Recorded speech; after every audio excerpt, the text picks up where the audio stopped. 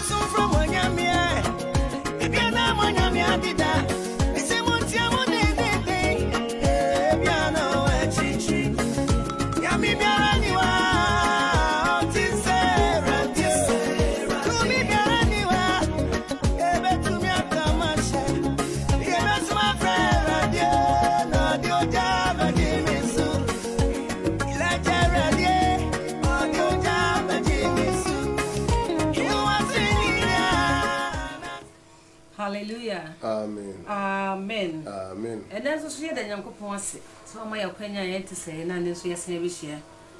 Ade hia mo hwe sabre House of Rescue Ministry program say de ba mo ho eye wukweda nimre bia na nso so nyame ma ye kwan say ye mfamra na enum medi hu abobo. Na kakra atwemi ye ba no discussion segment. Enti ya ye discussions nso so ye ba amabeto aso. Ye ba ya nya me nko a me educhfema meti madwam ye papa Pastor Daniel Ufori entry enso so ewa ha afi ye studio manager Ebenez ono ankasa so ha Mr. Frimpong wo entem ha eni dwumedi ni ba wo chen live efri sunwane me pa chawo ye sister ba ko abibia ye ne na eko anopa wi anwumre sister ajewa Kusku Barracks ajewa wo ha sia me pa macho buchina fo mu nyina kwa baba dwumadi so ene so o sha na wa hye ama onua so anya bia hwe emfa ho se onye ready so wo hwe mane ready bone punu se be hwe program no na be boa wo ye da mo se woti aso promo ye dwumadi bia ye hye ase a wo se yetumi di nyame ye hye ase esa se nyame dwuma na ye nti ye to yensa fre papa na na nwumre ye wodi hye twedi amponsa papa mpacho wani na metumfo anwumre so ase danka wodre neso na modu no mo so dia chaye kwa ama yesa ba bio ye de wasem nenam arade ma ye kasa ma ye nyansa ma ye nimdie mo yas wasim nchase na ma umma atie fura hwefo so akoma pa ni asopa o de betie wasem ni na yetim de ye adwuma na ye kan ya nya de yemfra no mo so tie no o ma hwe de ye kan so de ye adwuma de ba so se no mo nyama ya nya o iraba ye da was o Yesu ti amen. Amen. Papa Pacho that's Nisha. I have for yet was so. Mrs. Awosha, that was share. I'm on your Facebook Ebenez or now I face so YouTube. PS Daniel Ufuri entry or PS Daniel Ufuri entry or now I should be. Now I subscribe it. Not time in the time you know about the one you be a share. The Pacho, yeah, maybe be an because I was saying ya aboafo if some panifo say etu enya gitigina a eneto odofo yesrewa beso yasen your brother Francis Amponsa kwame this of Germany yeda se otonkane emaye na ya ma ha shrem bibre ye studio manager yeda se Ebeneza Frimpong Ebenez nyamishra Ebenez so obod homode pa o bibre your camera say you she ye pebia ka ho ono di kan to anamo ye nua no bi no so aboy wo laptop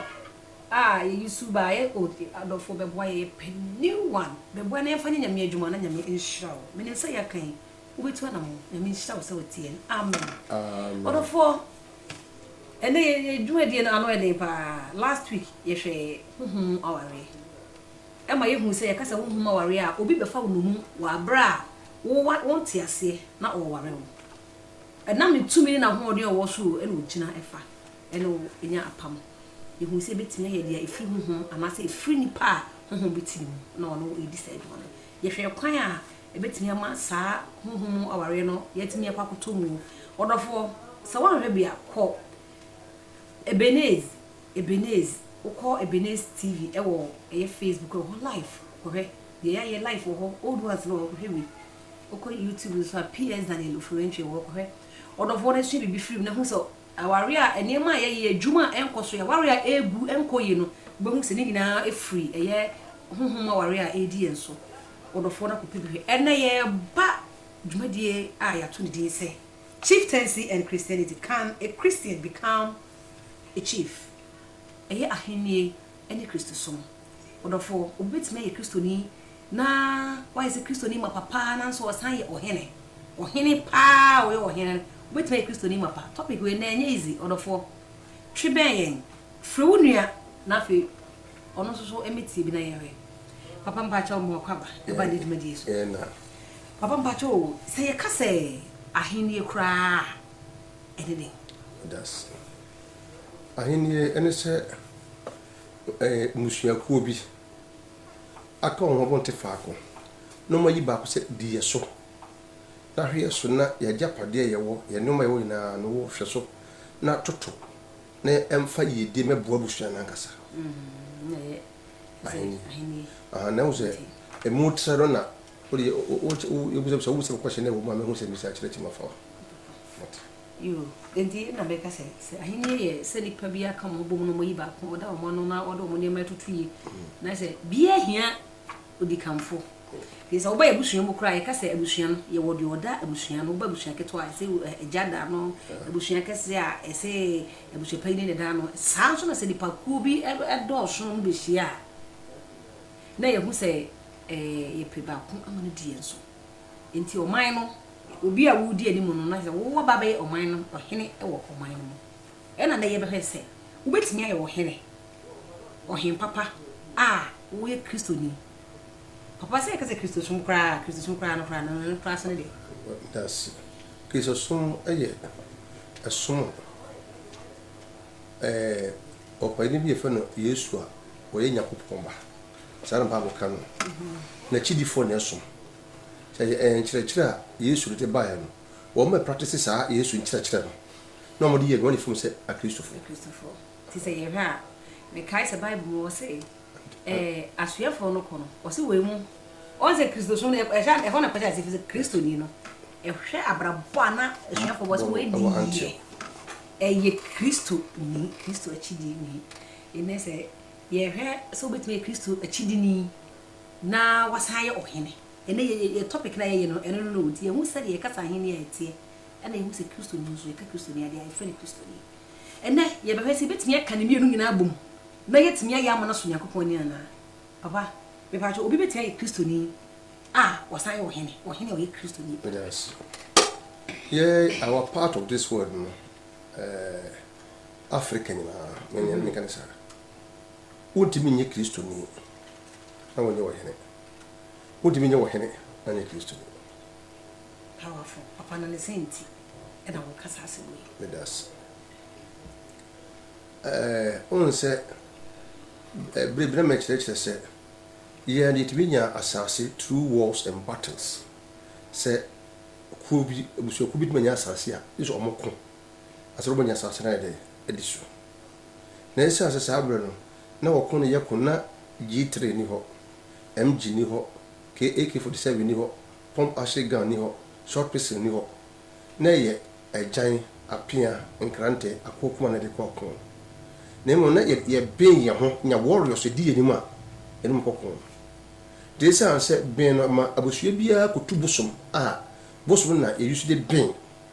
sa akofo na ye de kopra sa se no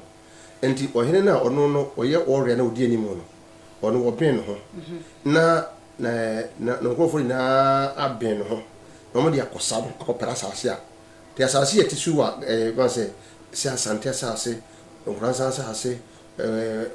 dua wɔnta asase nkran asase no bie ni hɔ a da hɔ akɛkɛ a na bɛtena so ɔmo ɔko ɔmo yɛ asase no so yɛ dɛ ɛtena yɛ ɔmo tu nipa bi na ɔmo tena so na ɔko na ɔmo kɔ yɛ no so no ɔmo nnuro ne ahoɔden na ɛyɛ a te bosom na ɔboɔ ɔmo ne bosom na ti sese nyinaa nti papa ɔpa kyerɛ sɛ ɛnam ɔkwa yɛ fa so kɔ ɔko ɛmmoa a yɛkɔgye free beebi yɛne nanam yɛ no ɛno nti ma obi ntumi nyɛ ɔsoni ntanya wɔ hɛn dase wɔn sɛ ahemfo no ɛda ne etutu nnuro no na ɔmo de ɛdi dɔm n'anim akɔsa ɔmo nfa mmara fam akra wɔn sɛ ɔkɔ baabi a yɛ nananom wɔ na ɛdini ankɔbea no ɔwɔ de akyerɛ o sanaa ɔwɔ de akyerɛ twafoɔ ɔwɔ de akyerɛ ankɔbea no gyesɛ ayi interior ɔna yɛ kɔ anaka ɔso no na si kɔn ho taa ɔmo kɔ kɔn na twafoɔ no yɛ defense ɔde twa asase no kwan no mama abusua fa so kɔ de abusua bi wɔ mo de no sa yɛ twa kwan no ɔmo so de di anim ni na nti na yɛ ana yɛ wɔ sumankwa kɔ ayi akɔmfoɔ hene a ɔso de sobosom no ɛkana na ho no ɔnam nti akonnwa biara ɛwɔ yɛ asase so ha yɛgu so nsa no bosom bata ho ɛsɛ sɛ bosom bata ho na no te bosom no so nti no na nam ahenie no agina brane ebe je wote sɛ na nam ahenie no sɛ ahensɛm no agina brane kristosum gina brane kristosum yɛ som na nam ahenie no yɛ som ɛmɛ sɛ fɛrɛ yɛ atemaseɛ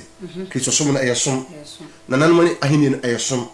na som so no yɛ som baako pɛ som no yɛ som baako pɛ wodi min ka som mienu ɛmbɔ mu nsom kɔs yɛ sɛ obi ontimi nsom awura no mienu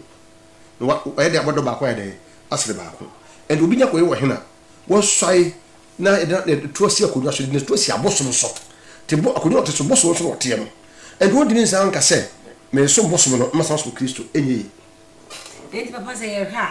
o som no de o me de mpɛ sɛ me hu ni sɛ obetima yɛ wɔ hene asan ayɛ akwasɔre na mom sɛ wo yɛ wɔ hene na wo yɛ Kristo ni pa no na yɛ enye yi no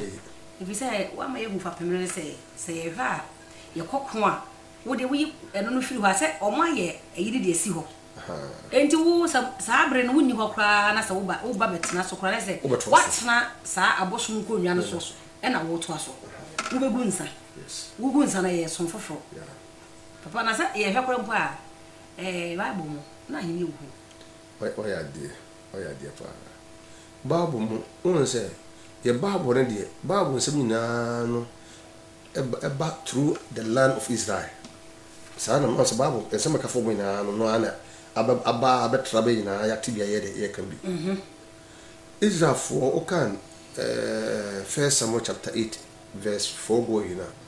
Israel for ko busa Samuel sɛ Samuel mo hene on ba so musu nya wo hene na odu mu nkɔkɔ sɛ de amama na twom ho hyɛri na ya no ko Israel for no nyame no nante no omuni hene wo hɛ Abraham wa yɛ hene bia ɔte ne ho na ɛba Isaac Jacob so da Israel na kasa yɛ de start yɛ Israel no Jacob di ne mara so a wo yɛ no Joseph di ne nua no so a wo yɛ fe de be yɛ musua kuoku na ɔmo didi ɔmo so ko si sɛ Awurade yi Moses be yi ɔma no firi Misrim a na ɔdɔm yɛ de ɛkɔ Kena Moses wu yɛ no ɔde Joshua be di ɔma no anim Joshua ne Caleb no bobo Joshua wu yɛ no ɔde judges otemafo de be di ɔma anim majority ase ansa na obi yi priest asɔfo no mo hɔ de obi yi ɔma anim adi ɔma ni sɛ enye sham de mamuni brese na momra hia manim awre rama brese mamaka bobone no de mo hia mo be ni na to ho ne de be na asofo no ko we wo asofo no enyina no mama na ese mo si o mana no mama de no mabasa na ma o man ko srese Samuel emo mo hene said the amana aka no edi ekoko a ohene di umanim no mba so ohene di umanim ndi na Samuel pese obeti to man the pressure group the pressure ba Samuel so ha the Samuel ko awrade anim no na Awurade sɛ Samuel tie de ɔma ne ka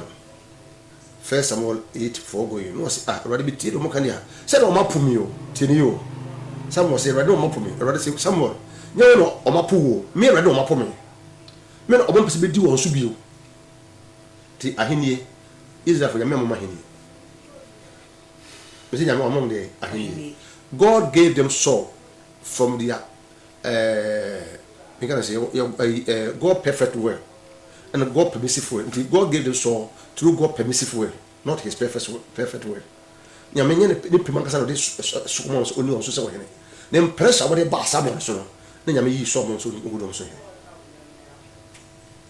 ti ahini no nyame afa hene ma Israel. Yes, abatapa mamem hu. Na chese ye hwa. Ye de nim say ahini wo Bible. Na so na ye sha omode hye onyankopon ti na okasa de a. Monye ohene. Na afa ne senka e free source no ade na o ma David mu nyina baby. O se na ababa institution abeto. O mo dika ka se mu nyanya nyam bedi mu makokon bi. Mo pese di pedi mu makokon. Enti so kwa be se obi fufu bi di so. E me jawati ase. Eno ntina eye me na kakra ye topic se ebedu abi nyame gitumu ama ahini bae dia na sa abre na omo so so no kokun o ya dia o se me ka amita aka na se aware ko ware ya your God perfect will, God permissive way. Okay. God perfect will, let's say Cecilia what a pisi no one yet to know what. Amen. Amen. Now God permissive will, let's say me ko pisi de menwa no me ware ko kuburu ni na the precious the ko so le ko kuburu ni o we o hine no o mu kunya na sonsa na eno so e possible e adie on se ka so bi dunu ho seda oti ase o ye dai obi dunu ho aseda ai on kwa to no o se sa I don't say na sa hen fo no e fo so mu ho ai ase de o mu se akonwa na wo transfer no e ye boso tell you akonwa na ka sa teso no e boso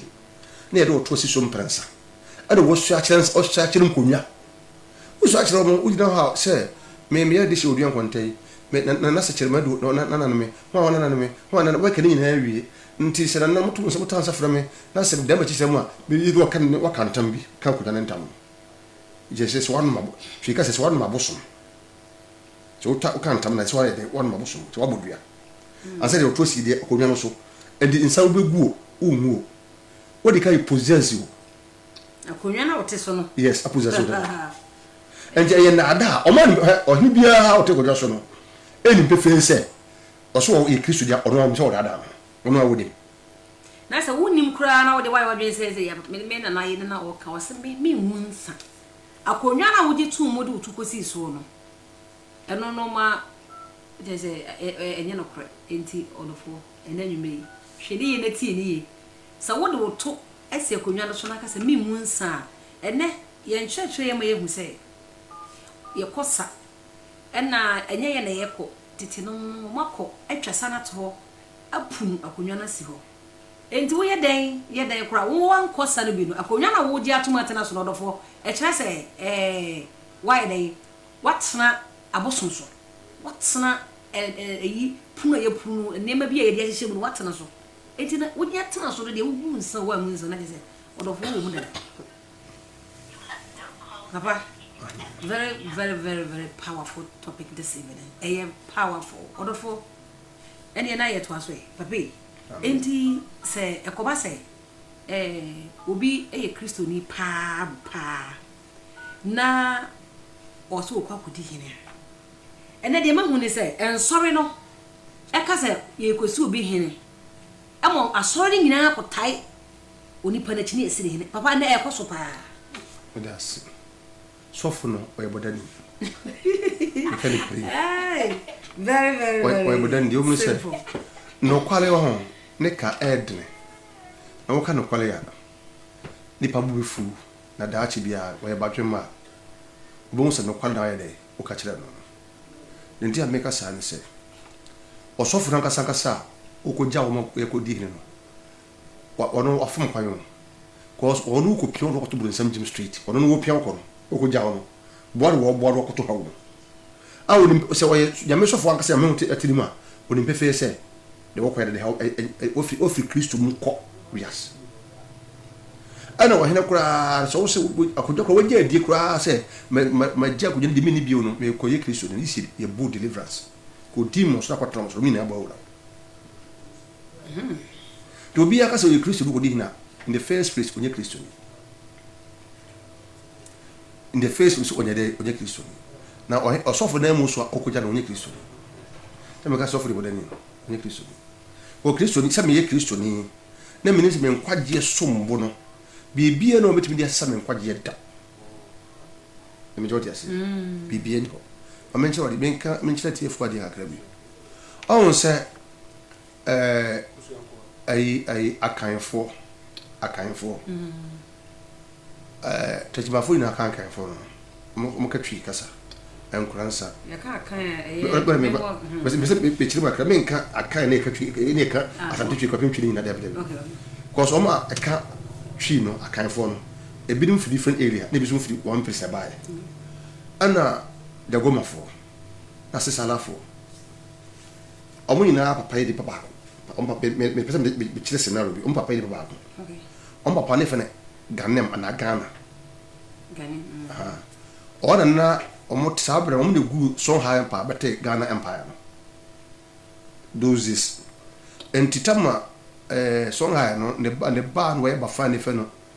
malijata omo pede kru dwane ya ko ben ho ba ye na o so be so ti amon empire no ne fese omo move free be na mo no omo bada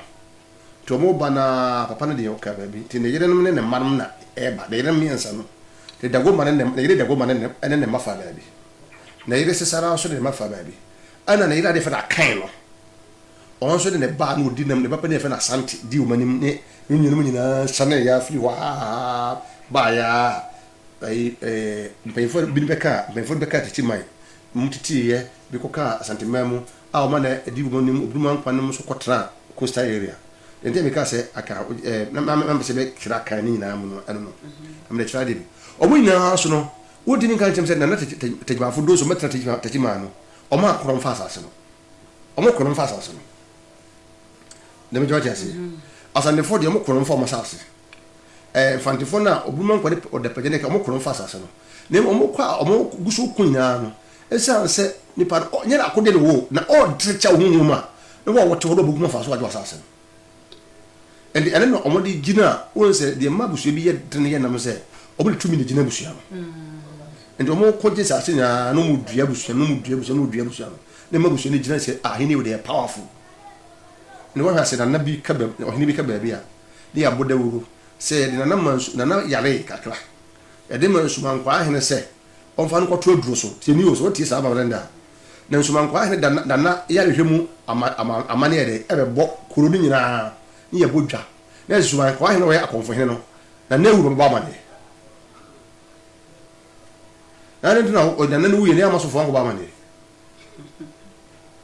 na konfo le be bo amana amane se da na konfo no de na to aduro so na o de amane be bo kuro nsi de na yare hwemu de asi sa bi ko wu be wa mantan fe no ba o fe mo de betuda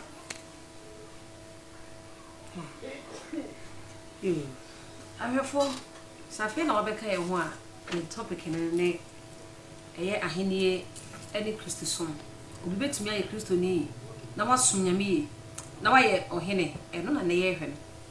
enti ye obehu se ahenie no kwa ne fapem ejina eye sumai enuro enti sa unya betsana akonwa no so a na kese wo de opa woye Kristo ni se den kora wonya kotena so a wo so afena mu wo so a ye de woto ebo akonwa no so no na je sabre no wapa nyame a wo so no o he ahafo na sabre no wapa nyame o wapa nyame Bible say se ye be som ni ya yampa ye ho achi enti wo ho achi pa wo pa ne se na wo se wotumi kirai abosonson se waka no wo ne mransa mu se eni se nyame foforo bi aka no e se wo pa wo ho achi uja bosonson tunya kwaje konwa na kese kwakwa kotum boson enti odofo na sabre no wafi Nyankopon animu enti se wo ben sa den kra na sabre no wonya kwaso afena mu suaya na se entam kra Bible se ma yen kantam no wakantam enti na se sabre no wapanyame akokantam atra abosonso enti dia na obi ka se metimi ayo hene wa bre a men wunsa wa wunsa kra wote akonya so ye do ti ahye odofo e to aso papa mpacho yebetumi aka heman so de fi say yemfa say ye ka hini a yehu say ohene na akamam ho mo tumi no wo so ba oheman so wo nyina ya de korona ohene eye ohemani na mte konyo so enti se oti osu ye Kristo ni a se ukodi ohene de agu nsan de unye Kristo de na so fo so ka so okudja wo me yakọ na wo aba na asia sori a on se minu aba de sam no asori no ayeska enti na yabu ye ne egu bibia so no so fo ndo obenya akodi fie ne hia sese ne mu de wo beto de nya na sem to wo ha okon safu bi mu a me mso ba so bi edre so bi ye wo hina na kodnya si ho to ba so no tie me maso ndem wo hina bi na wo ja so atra oba pips te so abatra so bi ba se ja abatra so bi so wo ye member yes sir woni da na wonya dikin to oba no so abatra so sa and because be software ne bi monitor wa wose ne ono meto abasa ye camp politicians ye camp ya obi asonda mi ye kwese wo koma 200 million 3 million so mfanye project oni oso o kongishi park se Ghana o se media me puppet die so wo abamu so wo position me fama o bara wo ba so da betara se ma priti a kire wo ni bebi wo project na wo ba kan kire o bebi ka che o man ko tana do so ko ka che o man na me puppet me fama Ghana mu dida di so me ya do pa on se compromise se ma wiase no abe wura Kristo sumu no ana ye ya proso se ye enko de sa nti no o Kristo ni die so so ye Kristo ni a ahenie me se aye som Kristo som aye som wiase so se som baako wonti mi som mi and obi wo se mo fa kasa man kasa mo fa nyame de ma nyame ye de nyame de ma nyame fie o nyame fie ye de kasa de ma kasa fie and open kasa na koso kasa no obe Kristo ro so Kristo simple edi adofo me ametie medi busua hema ho na na de nchechire yi ammo hu se me pesa me kodi busua hema de a ene na chese mapanya me akomya no we fie me papa maame edudu so papa na maame so no de on ko buni so we Kristo ni maame ni na chese maame na sa abro no onim dia oka mese o maame de medi wase obetimi akọ ahefo ena nwumire yesua bibi pa enti ahennie ene Kristo som twaka bi eni wo kọ baako a na wo pa baako wo nkasa wo kan mienu nyina bom na waya ama na so nyame ni ene de mo obetimi akọ asori all right bi se ne papa aye ade wo yeso obi kodi wo hene na fe asori ni nyina ye ne ntem akota na chi na asofo dim omokoba ho na ase asori se opakwa ye wo hene na so ne ye hwe enchecha na anwumre ye hu bibi se ahenie no enye kwa ye hwe bible mu a esiye ebinim ye ahemfo na so bible mu ahemfo nyina wo se ere nyankopon enye nyankopon ne pe omo a ne fo so nyamema ede ema wo mo na so se ye hwe a omo de nyina Israel fo na yi omo ede ma omo na se ye man mu ha na ye be ye kosa na ye mfa ye ni na ekọ na ye kọ na ye pedi nuro ene niam ekeka ho ba me yedi nkunima me ka se nkrasafo wo story bi wo mo se omo bosom a na ewo ho sa abre di omani mo kọ kon no de ma omo tumi pon jinsase bebre chen techimanfo no o bosom ne dare ne ho oba na kọ da techiman he no wo se ene so leader enti se ye hwa abosonsom ebata ahenie ho abosonsom ebata ahenie ho nti ohwefo se why wadwen se wo be yo hene ana o papa bi yo hene na o pese that shine nkwachi enti obetime na kasa na mo hwe de mo be enye very easy topic a very controversial topic because about they say o hi bi betena se baka je say papa ananana dia ye hwe ne nanwumre mo cheche se na so no kredо no be bi no kredо ya mfa nka ye ba ha se ye na wusua ama wo hu sade anema esiti wa abrapo mu ne Kristo som mu odofo na etima bo bie wani na wie ye bre wa anya yeraba ye dwumadie ne ye botae a enti ye ne wo che ye dwumadie anwumre kwede anwumre eni enti na ye topic ye de ba ye no ye se ahenie ne Kristo som obi betia ye Kristo ni pa na ase aka so san wo he ewo oman mu ewo Africa ewo wiase ha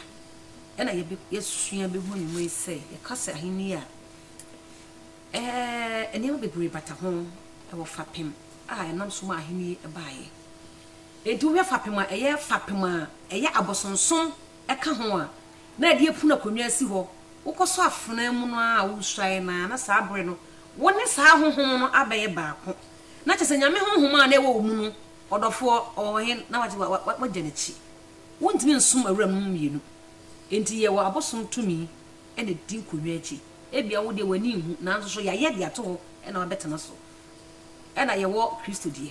enti wobɛkɔ asɔre alright nanso ɔdɔfoɔ bisa wo ho sɛ nkonnwa na wote so abakɔsɛm bɛn ɛna ɛtae akyire na ɛmmoa wo mame mo atiefo akra deɛ wɔm no sɛ asɛm no bi wɔ ase yɛka no sɛ deɛ teɛ pɛpɛ akonnwa wotena so wɔne bie akonnwa biara sɛ yɛ ahenni akonnwa sɛ ɛwɔ akonnwa gu so nsɛ biara wotena so wɔne ebie wɔne sei wɔ second eye na ɛdɛ ebie and wonya tena akonnwa ɛnyɛ do sisi wie no wɔne bie a wodimi ka nkyɛm sɛ mete sɛ dɛm teɛ na mɛjɔ te sɛ o se konfo bia ebayifo konfo bia a wo hwem bia o ti bia konfo bia de so ebayifo ana konfo no na ye osuban kwa ahene konfo no ebayifo no na ye osuban kwa ahene a onne nanam na ye amamre de sie akonwa do so akonwa so ohne bia de sie akonwa so nani bie nani bie enti ahemfo no nam ho no ohne bie de nam ho kwa e de odi nkan kyem sɛ me ye ohene me ye kristo de ensi mɛjɔ te ase aha nti no wahene die honhom no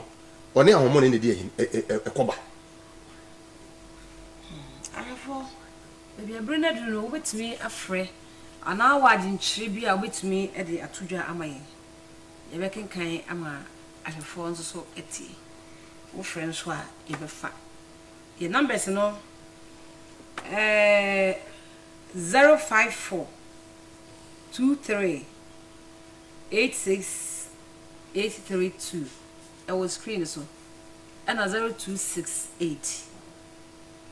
000003 and also fra ebefa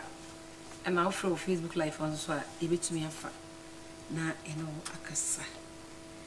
ti eguso a ye twem call no na ebema papa e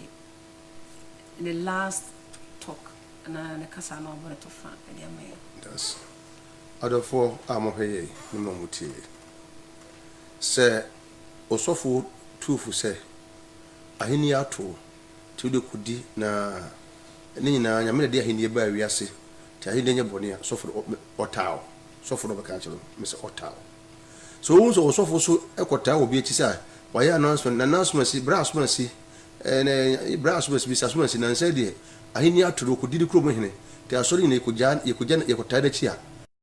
ofra do no amen amen wo ko di hina wa mwanne odofo ene ne asema ene nyum ye de agya wo enti ene wa bese ya wo ya tutu aboa no ho de ama wo ene se wo pa fa hugya so na we wo kan so na wo de ntakana se tutu da se bible say o de papa ene bone esifo na mo tuefo se yemfa papa no enti ene nyum dia papa ede enam echeche so ede ama ye hunu da mase mo hwe yina papa mpacho lo mpa na osahine enyumere da was wona modu no broso ani akasa akire kire ye abie no bia so amiye hunu arade maye moye brase de asemetie ne mpo sa hinde bia tue na yebe yehu se ye wiase na wiase na ko no atwam na do wo urade no obetra ase da arade maye mfa woni entra ase da amen na wo prenu no antwi amfa yeso na obaso sero no nyama yeso enya botre yakase omayemo yeda was o yesu trim amen amen you are for en chia sonko en koma mu nyina mo mo program ni nyina na mo mbehwe na chi nyina ya chia mu nyina onyankopon hia mo afa mi nchia en koma Francis Kwame Mponsa Kwame o disido Kwame chia wenre enes enso wo Germany enenwe mi chia wo mi nchia en koma Tony Bafo Tony o USA mi chia wo nana afa mi chia Mr. Abura o Spain and Mr. Sapon Michael Sapon also was Spain mechiao Uncle Kwaku and then Ray mechiao odofo bi friend me pick na ye de nato yeah hello sister Ama Augustina Poku a me pa cha wo you dey so with me any ya che hello hello sister me pa cha wo dey dey so live ya fa o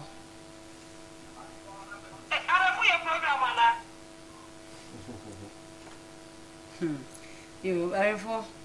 maame no wayere mu enti adofo na megusu chia eye etiefo ne ahwefo a kakra menimudi wa ha eye sister beta wonu kru isamo Italy beta enimre ye chiamo afei eye madam for baako Mr. Abulai wo South Africa enso enimre nche bin so amen amen ayo mesuma chia kakra me chia me first lady Mrs. Melo Fulentry Ama me chia me be watcher my first born we musician gospel musician